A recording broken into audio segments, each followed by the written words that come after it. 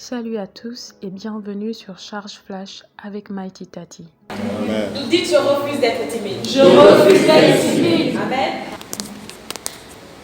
2 Timothée chapitre 1, verset 6. Le verset 6 dit, c'est pourquoi je t'exhorte à ranimer le don de Dieu que tu as reçu par l'imposition des mains. Amen. Qui a reçu ce don par l'imposition des mains ici?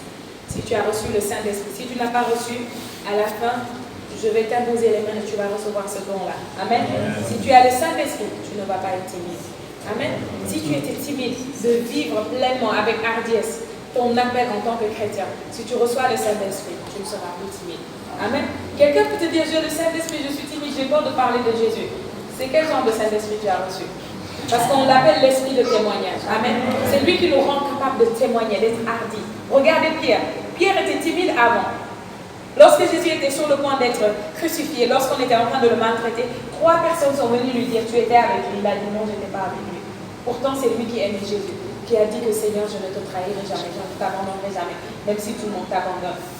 Mais le jour de la Pentecôte, lorsque le Saint-Esprit est descendu sur lui, allez le voir. Il a prêché l'évangile sans micro. 3000 personnes ont donné leur vie à Christ. La deuxième fois, 5000 ont donné leur vie à Christ, sans compter les hommes et les femmes.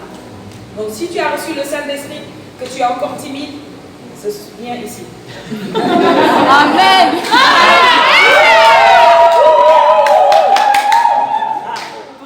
Verset 7. Car ce n'est pas un esprit de timidité. Amen. Amen. Car ce n'est pas un esprit de timidité que Dieu nous a donné, mais un esprit de force. Dites avec moi, force. D'amour. Et de sagesse. Amen. Un esprit de force, d'amour et de sagesse. Dans d'autres versions, il dit un esprit de puissance. Alléluia. Comment tu peux avoir l'esprit de puissance et être timide? Comment? Amen. Tu n'as pas reçu un esprit de timidité. Dites avec moi, je n'ai pas reçu un esprit de timidité. Je n'ai pas reçu un esprit de timidité. Et donc, à partir de maintenant, je décide, avec l'autorité que j'ai reçue, que je vais vivre, et marcher pleinement, en tant que lumière du monde. Amen. Je pensais que si la lumière était timide, elle allait se placer en haut là pour que tout le monde la voie. Non. Alléluia. Il a dit, tu es une ville placée sur une montagne. Tu ne peux être caché. Personne ne peut te cacher. C'est toi qui décides que, ok, moi je vais me cacher. Et quand tu fais ça, tu n'es pas en train de vivre ce qui est ton appel. Parce que tu as un appel. Dis avec moi, j'ai un appel. Amen. Tu as un appel. Ton appel, c'est d'illuminer le monde. Quel appel noble. Quel noble appel.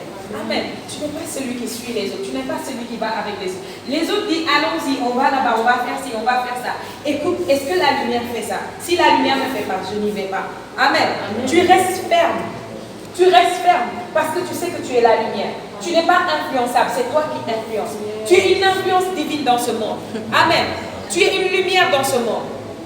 Si la lumière est cachée, comment les autres feront pour voir?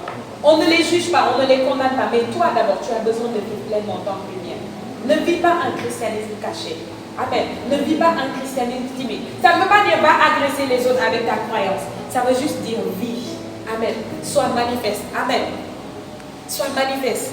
Vous voyez, cette lampe-là, si on ne l'allume pas, il y a des lampes ici dans la salle qui ne sont pas allumées. Ce n'est pas pour autant que ce ne sont pas des lampes. Ce sont juste des lampes qui ne sont pas allumées. Amen. Donc vous pourriez dire que jusque-là, je n'ai pas vu que comme la lumière. Mais ce soir, je te dis que tu es la lumière. Amen. Peut-être qu'on ne te l'avait pas dit, mais ce soir, je vais toucher cet interrupteur. Amen. Je vais toucher le contact et allumer ta lumière. Amen. Comme ça, tu vas rayonner. Tu sors d'ici et tu commences à manifester la lumière que tu es. Amen. Ce n'est pas toi qui amène les problèmes, mais c'est toi qui amène la solution. C'est ça la lumière. Ce n'est pas toi qui amène les intrigues, les problèmes qui créent ça entre les gens, qui amène la tristesse, la déception. Ce n'est pas toi qui es déprimé et découragé. Non. Si tu es déprimé et découragé, comment fera le monde autour de toi? Est-ce que tu ne sais pas que le monde d'aujourd'hui, la plupart des gens sont déprimés et découragés? Donc Dieu cherche des gens qu'il veut utiliser dans la vie de ces gens-là. Mais si toi-même, il t'a déjà appelé, il t'a oint, il t'a rempli, tu es la lumière et tu décides de t'asseoir, de croiser les bras, c'est de l'égoïsme. Alléluia. Illumine ton monde. Amen. Illumine ton monde. Sois la personne que Jésus t'a appelé à être. Éclaire ton monde de l'amour de Christ. Alléluia. De la lumière de Christ. Ne te tais pas. Parle de Jésus là où tu es. Amen. Dans ta entourage ne te tait pas, parle de Jésus-Christ. Tu dois parler de lui. Tu sais pourquoi tu dois parler de lui? C'est l'une des manières pour toi de rayonner en tant que fils de Dieu. Si tu ne le sais pas, Jésus a dit, je suis le chemin, la vérité et la vie. Nul ne peut aller au Père sans passer par moi. Allons dans Jean. Parce que je sens que quelqu'un est en train de me dire, est-ce que c'est toi qui l'as dit ou c'est lui qui l'a dit? Jean 14.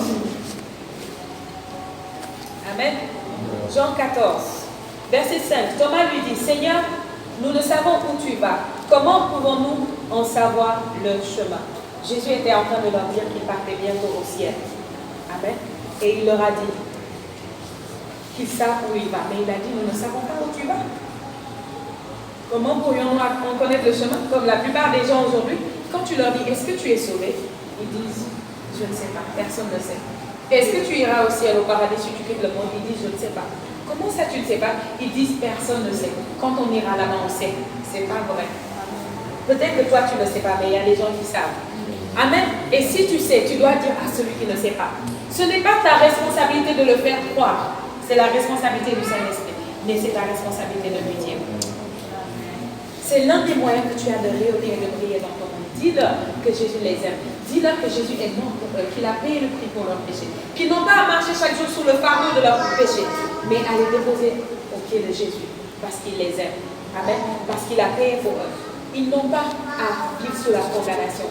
Ils n'ont pas à vivre sous la domination de l'emprise du diable. Amen. Ils n'ont pas à mourir et aller en enfer. Pourquoi? Parce que Jésus les aime. Amen. Et il a pourvu pour qu'ils n'aillent pas là-bas. Amen.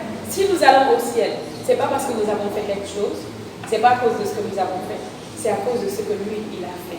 Amen. C'est pourquoi tu dois le dire aux autres. Si c'était à cause de ce que tu as fait, tu pourrais te taire et dire que oui, c'est moi, je suis trop fort, je suis trop bien, je fais les bonnes œuvres, je sais que j'irai au ciel. C'est ça, l'évangile. L'évangile, c'est que tu n'as rien à faire. Il a déjà tout fait. Accepte juste ce qu'il a fait et marche dans la lumière de ça.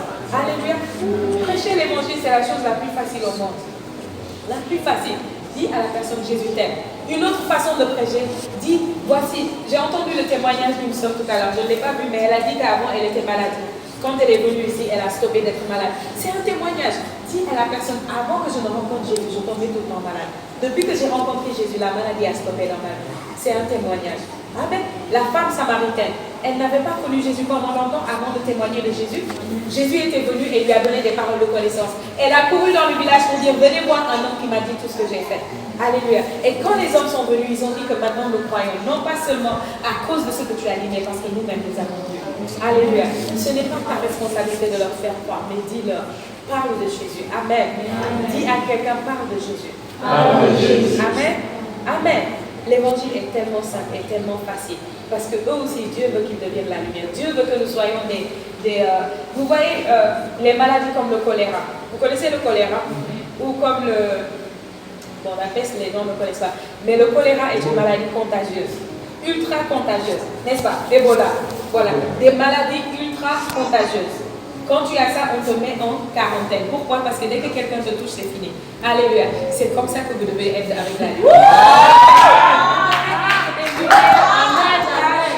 Alléluia. Nous devons être des lumières contagieuses dans ce monde. Que dès que tu viens en contact avec moi, la lumière passe seulement. Amen. Avant longtemps, tu vas devenir comme moi. Pourquoi? Parce que je sais qui je suis. Alléluia. Je sais que je suis la lumière du monde.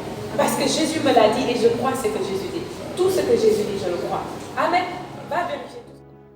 Merci d'avoir écouté Charge Flash. Likez la vidéo, laissez un commentaire, partagez et abonnez-vous si ce n'est pas encore fait. À très bientôt. Que Dieu vous bénisse.